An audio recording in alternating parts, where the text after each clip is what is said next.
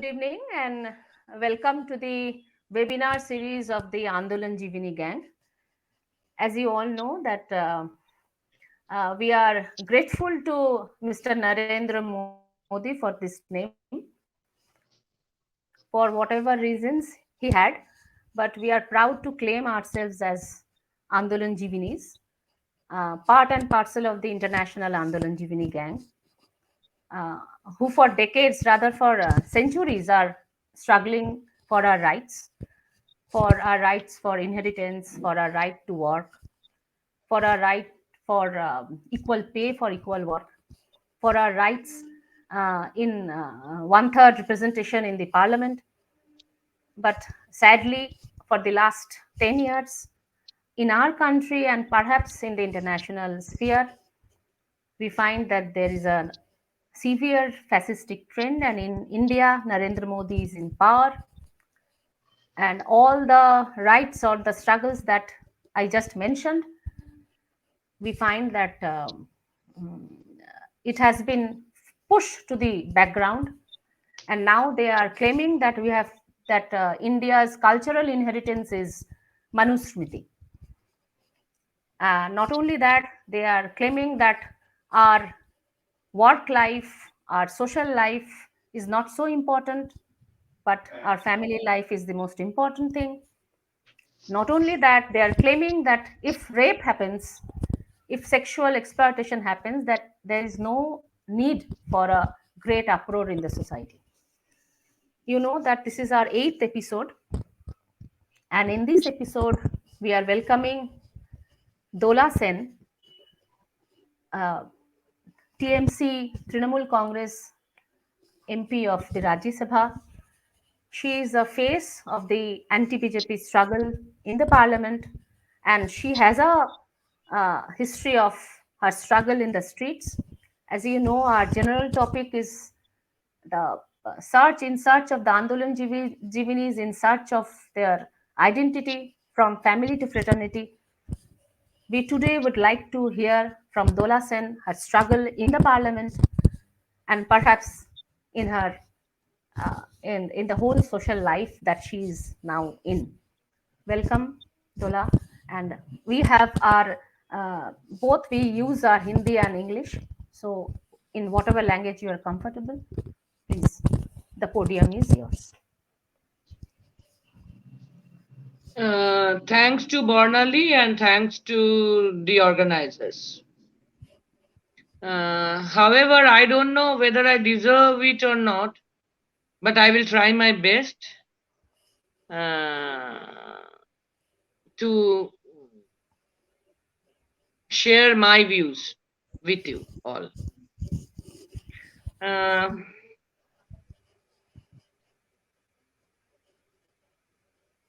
पहले हम बोलना चाहेंगे कि जैसे हम देखे हैं कोई पार्टी को या सेंट्रल गवर्नमेंट को, उसके अंदर Modi ji lead central government, BJP led the present central government is completely otherwise in various respect. They don't believe in our constitution. They don't believe in our parliament. They don't believe in rather our independence movement. They don't have any respect for the freedom fighters. They don't have any concern or botheration for the people. Rather, we, the people of India,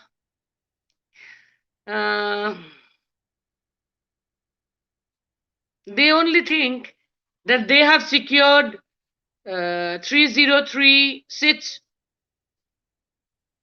in the parliamentary election in 2019. So, पूरा India, पूरा भारतवर्ष ये उनका territory बन गया, ये वो समझते हैं, मानते भी। तो किसी को बॉदर करना, उसको कंसर्न ही उसका नहीं है, सोच में भी नहीं है। ये कुछ अलग सोच मोदी, नरेंद्र मोदी या Amit Shah led present BJP government में हम देख रहे हैं। हम पार्लियामेंट में नहीं थे, लेकिन अटल बिहारी वाजपेयी जी का बीजेपी गवर्नमेंट हम देखे थे। उसको हमको ऐसा नहीं लगा ये कोई अलग सा स्पीसीज है, कोई अलग है इन ऑल रिस्पेक्ट। इतना घमंड है उन लोगों का, जब पार्लियामेंट चलते हैं तब नरेंद्र मोदी पार्लियामेंट आते हैं, उनका चेंबर में बैठते हैं, बहुत सारे इंपॉर्टेंट अपॉइंटमेंट भी अटेंड करते हैं, लेकिन पार्लियामेंट के अंदर, हाउस के अंदर, चाहे लोकसभा या राज्यसभा, वो सोचते नहीं उनको जाने का कोई फर्ज बनता।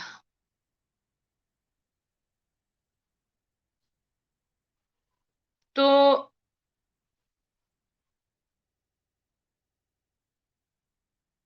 they don't they don't bother about our common people.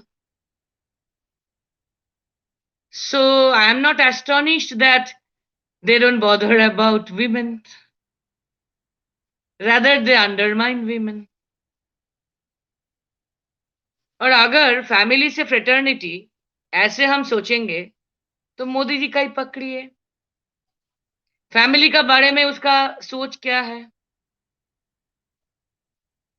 एक मोदी जी जैसा लीडर जो बहुत दिन गुजरात के चीफ मिनिस्टर थे और आज बहुत दिन हो चुके, 10 साल हो रहा है कि वो प्राइम मिनिस्टर भी आए।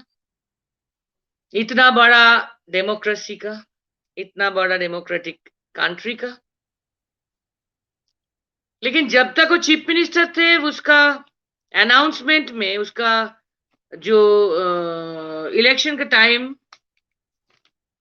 देना पड़ता, हम सबको देना पड़ता वकालतनामा, उसमें वो कभी लिखे नहीं कि वो मैरिड है, कोई कभी जानते भी नहीं। तो फैमिली के बारे में उसका सोच और रेस्पेक्ट वीमेन के बारे में क्या है, इससे ही पता चलता। जब 2014 में बहुत दिन बाद, जब तक वो चीफ मिनिस्टर थे, उसके बाद जब वो 3-4 टर्म हो गया, 15-20 साल हो गया, उसके बाद जब 2014 में वो प्राइम मिनिस्टर बनने लगा, तब हमको पता चला, हम सबको पता चला कि वो मैरिड थे और सेपरेटेड, डिवोर्स नहीं थे और separated. However, only this approach proves that he doesn't have any belief on Vokalatnama. He doesn't have any belief on parliamentary oath or statement or declaration, and as well as he doesn't have any belief on women.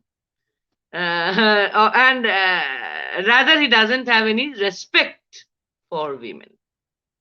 So we are not astonished that what you are referring, what they are trying to give us the lesson regarding the women, regarding the family, regarding the fraternity, regarding the etc., etc., rape, etc. Rather, I want to tell that we don't have any expectation from them other than this. हम उन लोगों से इसके अलावा कुछ सोचते ही नहीं, expect ही नहीं करते। तो ठीक है, ये हमारा अनफॉर्चुनेट चीज है कि हमको मोदी जी जैसा प्रधानमंत्री मिला, और ये और भी अनफॉर्चुनेट है कि मोदी जी 2014 नहीं 2019 में 303 सीट मिल पाने का बाद वो सेकंड टाइम प्राइम मिनिस्टर बना।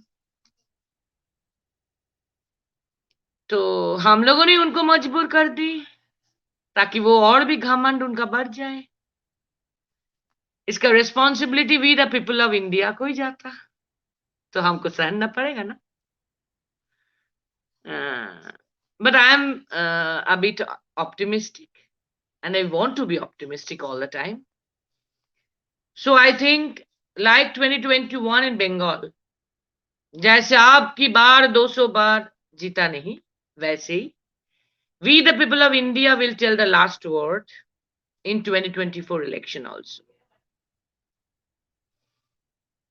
I think, I hope, we think, we hope, and we are trying, we are fighting, and we will win. Finger crossed. We will win.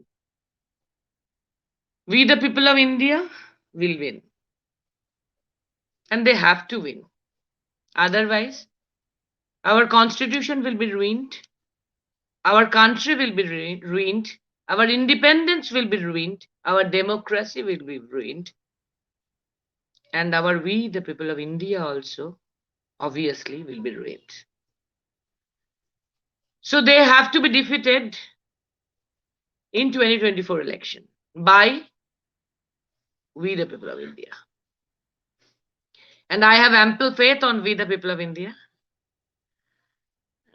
जैसे आप सब देखे हैं 2021 इलेक्शन में लग रहा था कि 3 महीना तक सेंट्रल गवर्नमेंट कोई शटडाउन चल रहा था उधर 42 मिनिस्टर्स इधर 42 कॉन्स्टिट्यूएंसी में पार्लियामेंट्री कॉन्स्टिट्यूएंसी में रिस्पॉन्सिबिलिटी लेकर दौड़ रहे थे और मोदी जी अमित शाह जी डेली पैसेंजर ही कर रहे थे और आपकी बार 200 पार से लेकर दीदी ओ दीदी लाइक टीनेजर जैसा आवाज टाइप ऑफ बहुत below the belt type of address and towards women also it's very unfortunate कि 70 साल से उम्र ज्यादा है ऐसा एक प्रधानमंत्री जी से एक वीमेन चीफ मिनिस्टर और एकलौते वीमेन चीफ मिनिस्टर की तरह दीदी ओ दीदी सुनने में बहुत खराब लगता लेकिन मोदी जी से हम इससे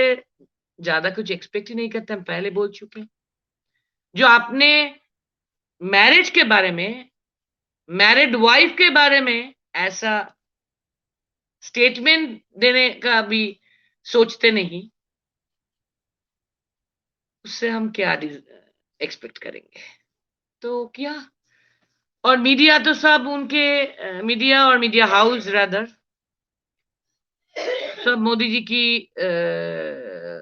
खरीदा हुआ चीज है तो पूरा देश सोचने लगा कि आपकी बार 200 पार ही होगा और ममता जी हारेगा लेकिन we are grateful to the people of Bengal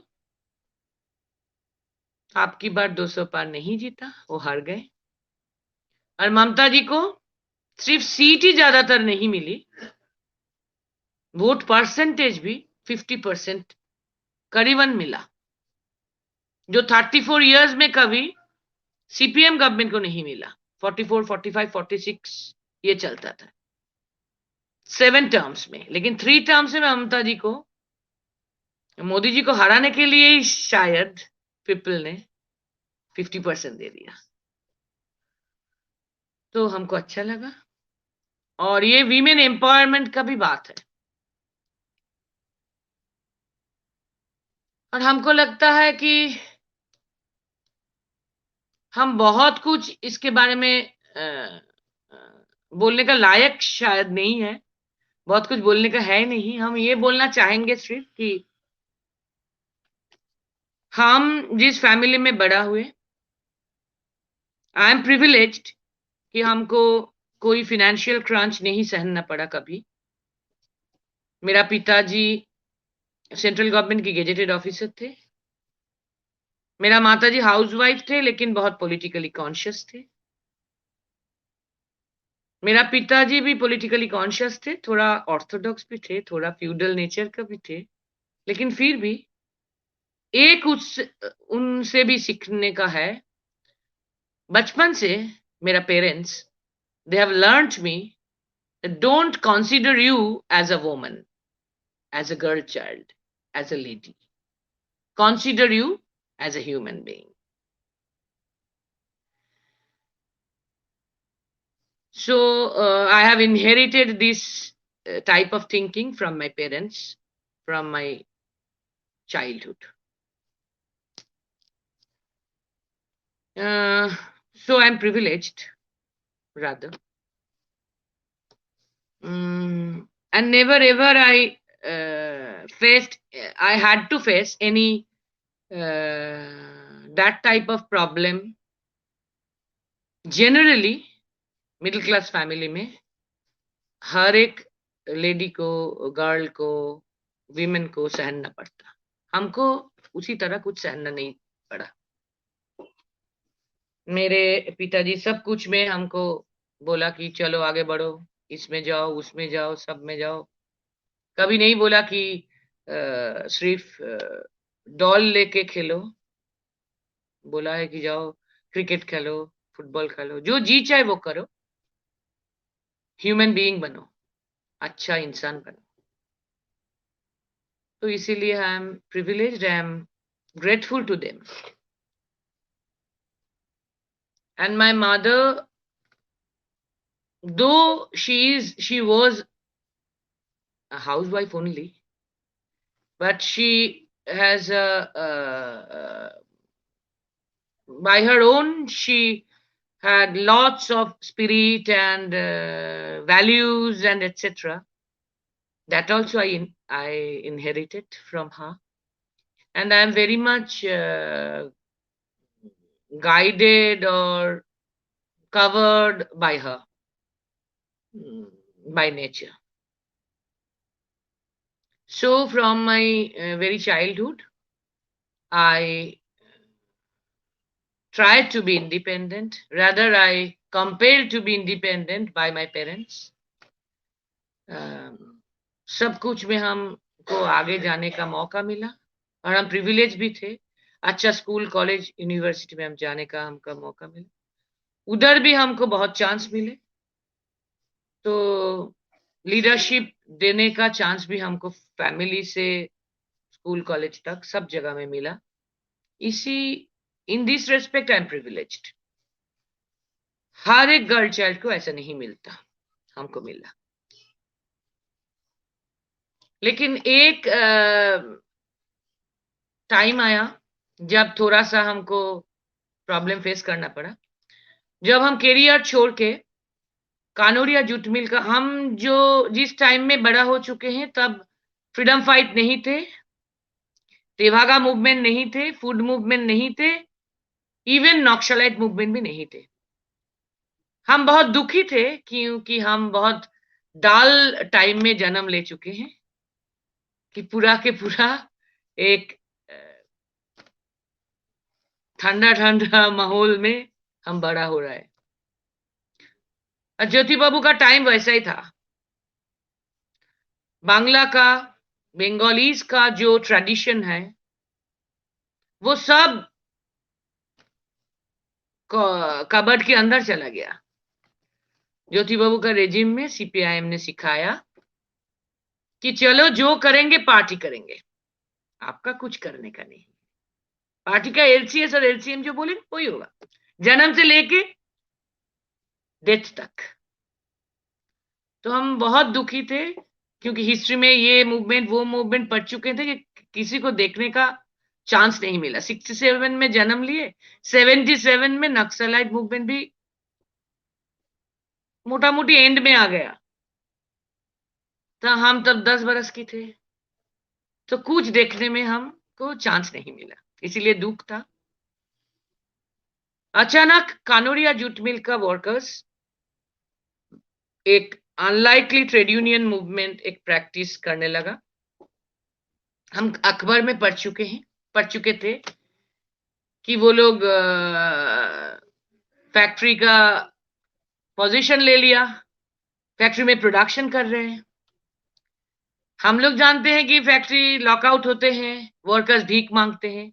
ये अलग सा अनलाइकली ट्रेड यूनियन प्रैक्टिस हम कभी नहीं देखे, कभी सुने भी नहीं उसके पहले. कि अरे, उन्होंने बोलने लगा कि ताला तुम्हार चाबी हमार. वो ओनर को बोला कि ठीक है, आपने ताला लगाया, चाबी हमारे पास है, हमारी कंडीशन में आपको खुलना पड़ेगा.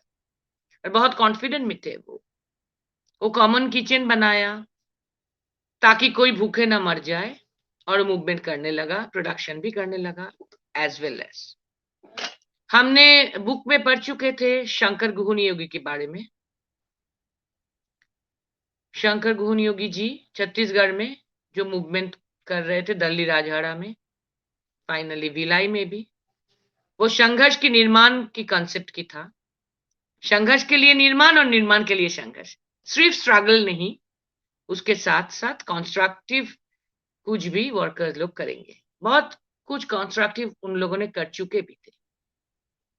ये बीजेपी वाले उनको मार दिया, 91 में उनका निधन हो गया। हम लोगों का हमारा पर्सनली दुख भी है, हम कभी नियोगी जी को देखा भी नहीं। वो एक मूवमेंट, वो भी हम मिस कर चुके थे। हम तब पढ़ाई में थे, कभी मूवमेंट में नहीं थे। तो कानोरिया में जब मूवमेंट होने लगा, तब हमको लगा कि हम एक बार जाए, 2 बार गए, 4 बार गए, तो हमको इंटरेस्ट लगा। हमारा करियर मोटा-मोटी अच्छा था, मैथमेटिक्स सब्जेक्ट था। हमने तय किया कि वो सब छोड़ के हम ट्रेड यूनियन में ज़रा ध्यान देंगे, कोशिश करेंगे सीखने का क्या वो कर रहे हैं। ये अलग-सा प्रैक्टिस, अलग-सा मूवमेंट, अलग-सा ट्रेड यूनियन कहाँ से वो लोग सीखा। हमने माताजी के आके पूछा कि हम अगर हमारा करियर छोड़ के कानोरिया मूवमेंट में चले जाएँ ट्रेड यूनियन सीखने के लिए, आपको एतराज़ होगा क्या? माताजी, हमने पहले ही बोल चुके हैं, वो बहुत अनलाइकली है, अभी भी है। लेकिन वो हाउसवाइफ थे पूरा ज़िंदगी। यही हमारा फेट है। हम ज़िंदगी में हमारे माताजी को लेकर बहुत सारे वर्कर फैमिली में भी देख चुके हैं। बहुत सारे लेडी देखे हैं। ये फेट है हमारी सोसाइटी का अभी भी। कि उन लोगों को हाउसवाइफ बन के ज़िंदगी बिताना पड़ता। जो है अंदर में, वो कभी किसी को पता नहीं चलता। However, so I asked her, she answered, सब कोई अपने के लिए जीतते हैं। अगर तुम दूसरे के लिए जीतना चाहते हो, तो हमारा कोई एतराज़ नहीं। कोई बेटी की माँ जनरली ये सब बोलती नहीं, लेकिन आई am privileged and I am lucky कि मेरा माताजी ऐसे बोले, तो बस चांस मिल गया।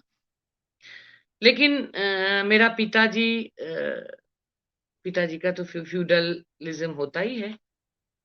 वो हमको सिखाया, अच्छा ह्यूमन बीइंग बनने का कोशिश करो, वो हमको सिखाया।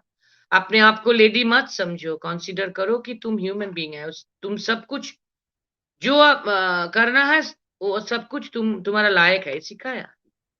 लेकिन जब वो जांचा आया, तब हमको बोल दिया कि अगर करियर छोड़ के कानूनिया मूवमेंट में जाना है, पॉलिटिक्स करना है, ट्रेड यूनियन करना है, तो मेरा घर से नहीं होगा। तब हमको पता था कि फ्यूडलिज्म रहता है हमारे मेल डोमिनेटेड सोसाइटी में, हमारे पिताजी के अंदर भी थे। तो इसलिए हमको घर छोड़ना पड़ा, लेकिन हम ग्रेटफुल है हमारे पिताजी की। घर अगर नहीं छोड़ते, तो हम ऐसा कभी नहीं बन पाते। वो मेरे लिए अच्छा ही हुआ। 5 बरस हम घर वापस नहीं लौट सका, और हमको ये भी प्रिविलेज है, हम सौभाग्यवान हैं, हम लाकी है कि पेरेंट्स के बाद, माताजी के बाद हमको एक और टीचर मिला, वो है पूर्णेंदु बसु जी, जो शंकर गोहन योगी जी का दोस्त भी थे। वो नक्सलाइट भी थे, वो बहुत दिन जेल में भी बिताए, और वो जेल से छुटकारा मिलने का बाद 77 के बाद कभी एनजीओ में भी नहीं गए, कोई फॉरेन फंड लेके कोई करियर भी नहीं बनाए। वो अपने जो विश्वास थे, जो सोच थे, जो बिलीफ थे, उसके ऊपर वर्कर्स के साथ, फार्मर्स के साथ जिंदगी बिताते रहे एज अ प्रोफेशनल रेवोल्यूशनरी। यानी कि उसके मुताबिक ही वो एके राय के साथ धनबाद में गए, कभी नियोगी जी के साथ दल्ली राजहरा गए, कभी गार्डन रिच गए, कभी दूसरे कोई जगह में गए, बहुत सारे जगह में गए। और हमको मौका मिला कानोरिया में जाने का बाद पूर्णेंदु बसु जी की तरह लीडर मिलने का। तो हम लाकी है कि पहले हम जो रिस्क लिए थे, तब तो कोई बहुत सारे मूवमेंट्स इधर-उधर नहीं थे, कोई माहौल नहीं था, एम्बियंस नहीं था, माहौल बहुत खराब था ज्योति बाबू के सीपीएम जमाने का। लेकिन कानोरिया में पूर्णेंदु बसु जी का तरफ से जो लीडरशिप हमको मिला, वो और एक चांस हमारे पास आया। 5 साल हमको उधर रहना पड़ा, तो स्टाइल ऑफ लिविंग जो हम वेल टू डू फैमिली में जन्म लेते हुए हमको मिलता था तब तक 67 से 93 तक, वो हमको नहीं मिला। वर्कर्स फैमिली में, वर्कर्स की घर में बहुत टफ था। तो अब तो और भी टफ था। 30 साल पहले का बात है, 31 साल पहले का बात है। और पूर्णेंदु बसु जी बहुत स्ट्रिक्ट थे। उनका इंट्रोस्पेक्शन भी बहुत अच्छा था। और मेल लीडर होते हुए भी उसके अंदर उतना फ्यूडल एटीट्यूड वीमेन कोलिग्स की तरह और वीमेन डिसाइपल्स की तरह नहीं था। तो हम लोगों को चांस मिला, लेकिन बहुत स्ट्रिक्ट था वो। हम लोगों को अच्छा नहीं लगता था तब। जब हम करियर छोड़ के गए तो थोड़ा बचपना भी था। हम सोचते ये करेंगे वो करेंगे, थोड़ा सा मजा भी था कि ये करेंगे वो करेंगे दोस्त को लेकर। तो उसमें बहुत स्ट्रिक्ट रिएक्शन आता था हमारे लीडर की तरफ से, और हम गुस्सा भी हो जाते, डर भी लगते थे कि अगर ये लीडर भी फंस जाए, फिसल जाएगा तो मरेगा ना, क्योंकि तब तो पिताजी के पास जाने के लिए बोलना पड़ेगा कि हम अ, जीता नहीं, हमको सरेंडर करना पड़ रहा है, फिर वापस जाना पड़ेगा। वो हम करना नहीं चाहते, हम हारना नहीं चाहते। तो हम ये मानते हैं कि उधर कानोरिया जूट मिल में जाकर वर्कर की तरफ से, वर्कर फैमिली की तरफ से जो हमको सीखने मिला, वो बहुत महंगा है मेरे लाइफ में। और उसके साथ-साथ पूर्णेंदु बसु जी की तरह लीडर की तरफ से हमको जो गाइडेंस मिला, जो इंट्रोस्पेक्शन मिला, जो वैल्यूज का बहुत कुछ मिला वो मेरे को थोड़ा-थोड़ा आगे बढ़ाने में, हमको पता नहीं कितना हम आगे बढ़ा या नहीं बढ़ चुके हैं, लेकिन हमको बहुत हेल्प हुआ, हमको लगता है। और ये हमको पूरा याद है कि हमारा जो ईगो था, एलिटिस्ट ईगो, उनको मोटा-मोटी हमारा उधर का लीडर एकदम चकनाचूर कर दिया। हम फीमेल होते हुए भी बहुत एलिटिस्ट ईगो लेकर उधर गए थे ना, तो वो खत्म होना भी बहुत ज़रूरी था।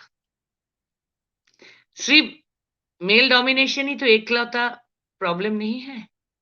हमारे अंदर वाला जो मिडल अ अ अ, ईगो एलिटिस्ट ईगो ही हम बोलेंगे, और बहुत सारे वाइसेस भी, वैल्यूज की कमियां भी, वो जो फैक्टर्स होते हैं वर्कर्स की तरह, towards the workers, towards the farmers, towards the fighters, towards the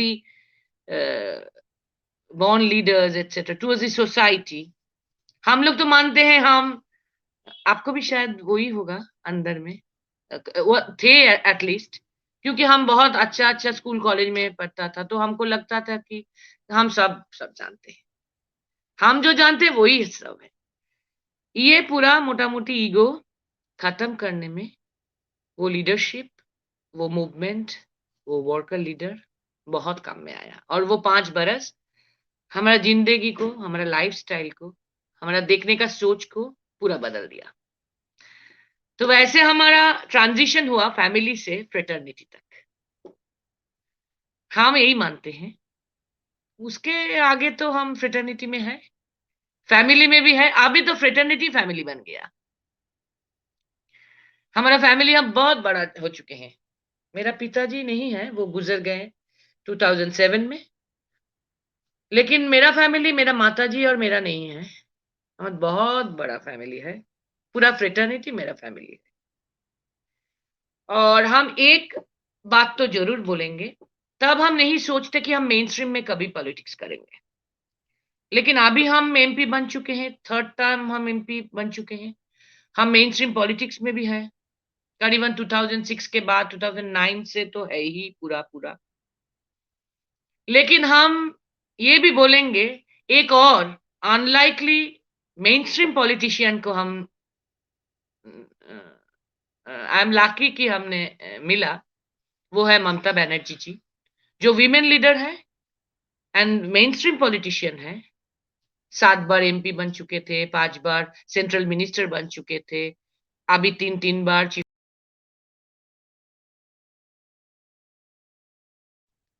वो पूरा अनलाइकली और मेन स्ट्रीम पॉलिटिक्स है। तो ये और भी एक सौभाग्य है मेरा, जब मेन स्ट्रीम में आया उधर भी अनलाइकली लीडर को मिला, तो चांस भी बहुत मिले हैं। और वीमेन एम्पावरमेंट में हमको और भी चांस मिला आगे बढ़ने का। ट्रेड यूनियन आपको पता है मेल डोमिनेटेड एक सेक्टर है। हमने 93 94 से ट्रेड यूनियन सीखा कानोडिया में जाके, और उधर संघर्ष निर्माण भी सीखा, कंस्ट्रक्टिव एटीट्यूड सीखा, सिर्फ डिस्ट्रक्टिव नहीं, सिर्फ लड़ने का नहीं, संघर्ष के साथ निर्माण का कॉन्सेप्ट भी सीखा। लेकिन मेन स्ट्रीम में कोई भी पार्टी ऐसे नहीं सोचते कि male dominated sector trade union में कोई फीमेल लीडर को प्रेसिडेंट बनाया जाएगा। तो ममता जी को मिला, इसीलिए हमको चांस मिल गया। I am the first female politician या पॉलिटिकल एंटिटी जिसको ये फैमिली से फ्रेटर्निटी में आके male dominated sector trade union में 10 साल स्टेट प्रेसिडेंट बनने का, अभी 3 साल करीबन ऑल इंडिया प्रेसिडेंट बनने का मौका मिला। ये ममता जी की अनलाइकलीनेस है। और वीमेन एम्पावरमेंट के ऊपर,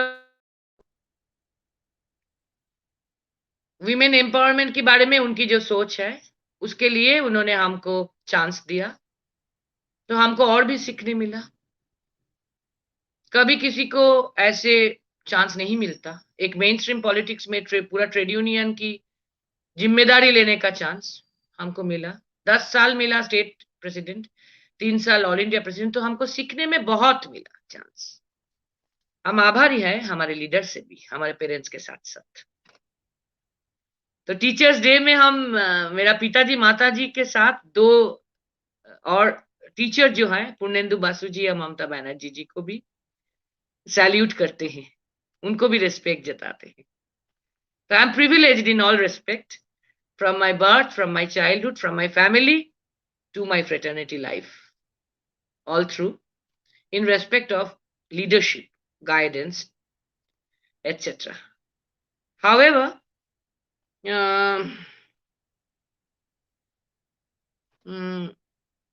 हम कोशिश करते हैं सब लड़की को ऐसा चांस मिले, और I want to be a good catalyst to help all ladies in our society, all girl child children in our society, all women in our society, क्योंकि हमको मिला चांस, तो हम सबको सहायता देने के लिए तैयार रहते हैं। और मोदी जी के बारे में और क्या बोलेंगे, पार्लियामेंट में हमने तो पहले ही बोल चुके हैं, वो इंडिपेंडेंस मूवमेंट में उनका कोई प्रीडिसेसर नहीं थे। एक सावरकर का रेफरेंस, वो तो बहुत रेनिगेट वाला रेफरेंस है, अच्छा नहीं है। लेकिन ये तो हिस्ट्री को उलट के लिख रहे हैं। अंडमान जाके देखना पड़ा कि सावरकर जी के लिए और एक ज्योति जल रहा है, बाकी फ्रीडम फाइटर के लिए अलग। और बंगाली फ्रीडम फाइटर जो उधर मर चुके हैं, लड़ चुके हैं, जिंदगी बिता दिया, लीस्ट में सबसे ज्यादा है। लेकिन वो light and sound laser show में सिर्फ एक रेफरेंस आता है, उल्लाशकर दत्त, वो भी उसका पागलपन का। बहुत दुख की बात है। लेकिन फिर हम विश्वास करते we the people of India will tell the last word. तो मोदी जी का ये हिस्ट्री को उलट करने का चांस भी बहुत दिन तक नहीं मिलेगा। तो पार्लियामेंट को नहीं मानते, पीपल को नहीं मानते, ऑपोजिशन को नहीं मानते, कॉन्स्टिट्यूशन को नहीं मानते, तो वीमेन को नहीं मानेंगे, इसमें सोचने का ही कुछ नहीं है। तो हम लोगों को उनको एकदम बर्दाश्त नहीं होता। हमारे जैसा आउटस्पोकन वुमेन, हमारे जैसा स्लोगान शाउटर वुमेन, हमारे जैसा सब कुछ में हमारा नोज जा जाता, कुछ ना कुछ बोल लेता, तो उसको एकदम पसंद नहीं होता। उनको नहीं, उनका टीम को नहीं। लेकिन ये भी ठीक है, ये भी हमको अच्छा लगता कि जैसे भी हमारा एक आइडेंटिटी उधर भी हो चुके हैं, ताकि बीजेपी वाले भी, ट्रेजरी बेंच वाले भी, ministers, BJP minister, Modi ji का टीम का मिनिस्टर्स भी बोलते हैं आप उतना एमपी नहीं है जितना आप एक्टिविस्ट है। हमको अच्छा लगता है, ये आइडेंटिटी मेरे को बहुत अच्छा लगता है। हम एक्टिविस्ट ही रहना चाहते हैं मरते दम तक। यही है फैमिली से फ्रेटर्निटी, फ्रेटर्निटी को फैमिली बनाने का। थैंक यू तोला सेन, बहुत शुक्रिया। जिंदगी आपको